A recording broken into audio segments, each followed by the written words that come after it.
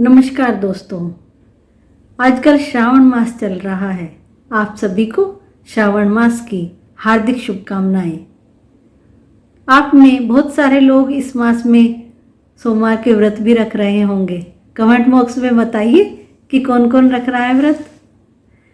18 अगस्त को हरियाली तीज भी आने वाली है। मैं भगवान से प्रार्थना करती हूँ कि आप सभी के जीवन में हरियाली तीज बहुत सारी खुशियाँ लेकर आए और आप सभी बहुत ही खुशी के साथ हरियाली तीज मनाएं। दोस्तों, ये तो हुई सावन के महीने की बातें। आइए शुरू करते हैं आज की वीडियो। मैं हूं आपकी दोस्त मंजू शर्मा, और अगर वीडियो पसंद आती है तो एक लाइक, कमेंट और शेयर तो करना ही है। साथ ही साथ आपके अपने चैनल डिवाइन वे को सब्सक्राइब करना बिल्कुल ना भूलें। आपको याद ही होगा कि पिछली वीडियो में हमने महान शासक पेशवा बाजीराव के बारे में जाना था। आज की वीडियो में बात करेंगे कि पेशवा बाजीराव के बाद कौन से पेशवा बने और किस तरह से मराठा साम्राज्य का पतन हुआ। अप्रैल 1740 में बाजीराव की असमय मृत्यु हो गई। उनके निधन के बाद शाहू जी ने बाजीराव के 19 वर्षीय पुत्र बालाजी बाजीराव को नया पेशवा नियुक्त किया। बालाजी बाजीराव के शासनकाल के दौरान मराठा साम्राज्य अपने चरम पर पहुंचने के लिए और आगे बढ़ा। साम्राज्य के प्रभावशाली विस्तार का एक अन्य महत्वपूर्ण कारण राघोजी भोसले भी थे, जिन्होंने साम्राज्य के नागपुर जिले को नियंत्रित किया था। राघोजी ने तब बंगाल में 6 अभियानों की एक श्रृंखला शुरू की, जिसके दौरान वह ओडिशा को मराठा साम्राज्य में शामिल करने में सक्षम हुए। 1751 में बंगाल के तत्कालीन नवाब अलीवर्दी खान ने वार्षिक कर के रूप में पेशवा को 1.2 मिलियन रुपए तक खर्च करने पर सहमति व्यक्त कर दी, जिसने मराठा साम्राज्य के पहले से ही समृद्ध धन में वृद्धि की। मराठाओं की उत्तर भारत विजय अभियान में अफगान सैनिकों पर निर्णायक जीत अधिक प्रभावशाली थी।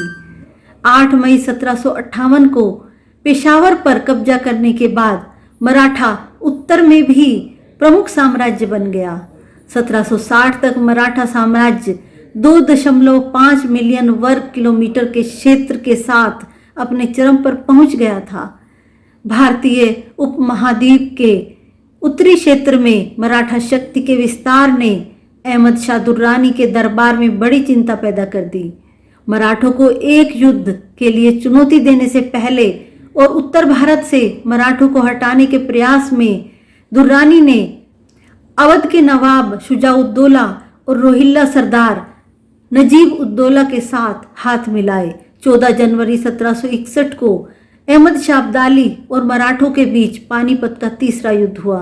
हालांकि युद्ध से ठीक पहले राजपूतों और जाटों ने मराठाओं का साथ छोड़ दिया, जिससे युद्ध में मराठाओं की हार हुई।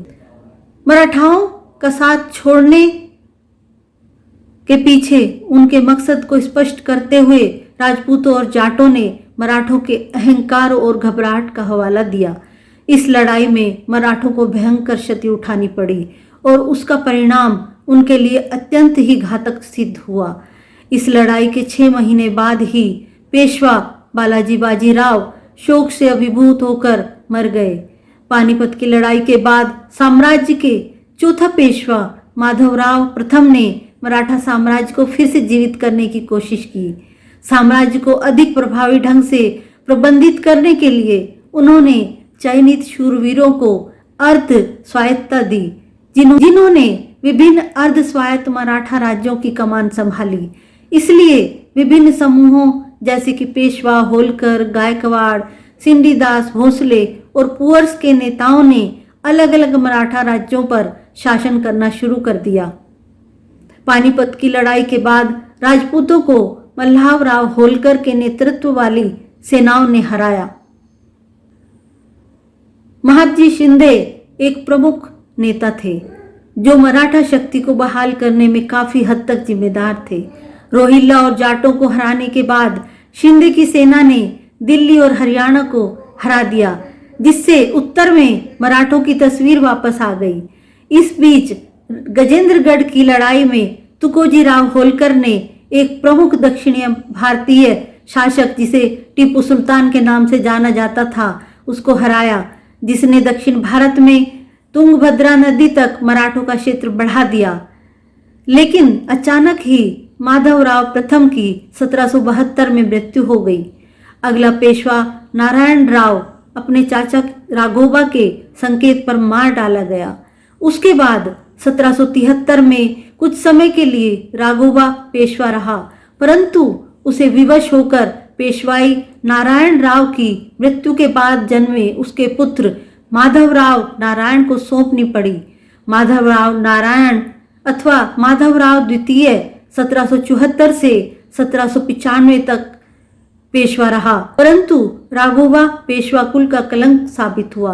अपनी स्वार्थ पूर्ति के लिए उसने पेशवा को पहले अंग्रेज मराठा युद्ध में फंसा दिया, जो 1775 से 1782 ईस्वी तक चलता रहा। इस युद्ध के फलस्वरूप मराठा संघ पर पेशवा का नियंत्रण बहुत कम हो गया। नाना फडणवीस इस समय पेशवा का प्रधान अमात्य था। उसकी नीति कुशलता तथा योग्यता के कारण अगले 18 सालों तक दक्षिण में पेशवाओं की राज्य शक्ति अखंडित रही, परंतु उत्तर भारत में मराठा राज्य शक्ति स्थापित करने के सारे प्रयत्न छोड़ दिए गए। नाना फडणवीस के नेतृत्व में मराठा राज्य की देखभाल के लिए 12 भाई काउंसिल की नियुक्ति की गई। 1800 ईस्वी में नाना फडणवीस की मृत्यु के साथ पेशवा को बुद्धिमत्ता सलाह देने वाला कोई नहीं था। 1795 से लेकर 1818 तक मराठा शक्ति पेशवा बाजीराव द्वितीय, दौलतराव सिंधिया और यशवंतराव होलकर के हाथ में रही। बाजीराव द्वितीय एवं दौलतराव सिंधिया ने होलकर के खिलाफ षड्यंत्र रचा। पेशवा ने यशवंतराव होलकर के भाई की निर्मम हत्या कर दी।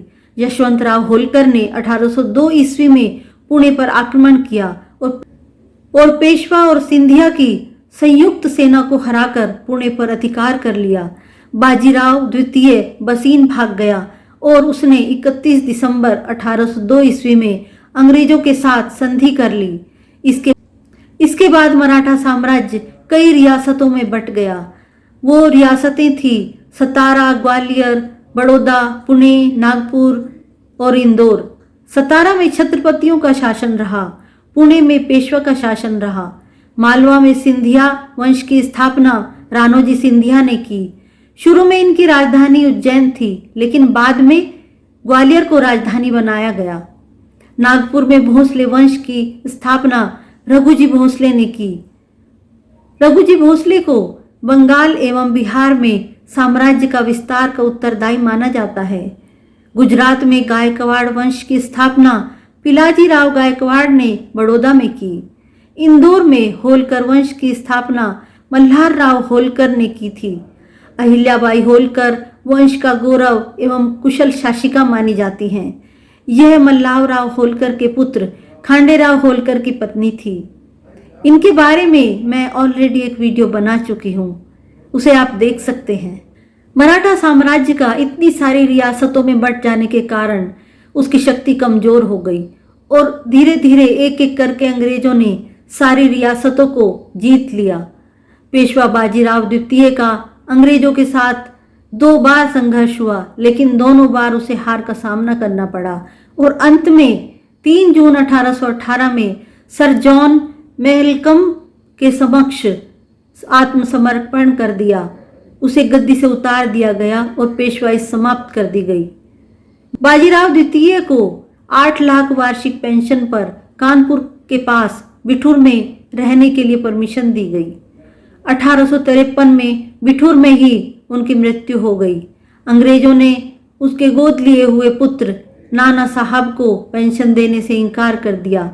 नाना साहब ने 1857 के प्रथम स्वाधीनता संग्राम में बढ़ चढ़कर भाग लिया, लेकिन अंत में पराजित हो गए और इस तरह से महान मराठा साम्राज्य का अंत हो गया। आज की वीडियो में बस इतना ही। आशा करती हूँ वीडियो आपको पसंद आई होगी। दोस्तों, आने वाली वीडियोस में हम एक और साम्राज्य के बारे में बात करेंगे। अपना प्यार इसी तरह बनाए रखिएगा। धन्यवाद।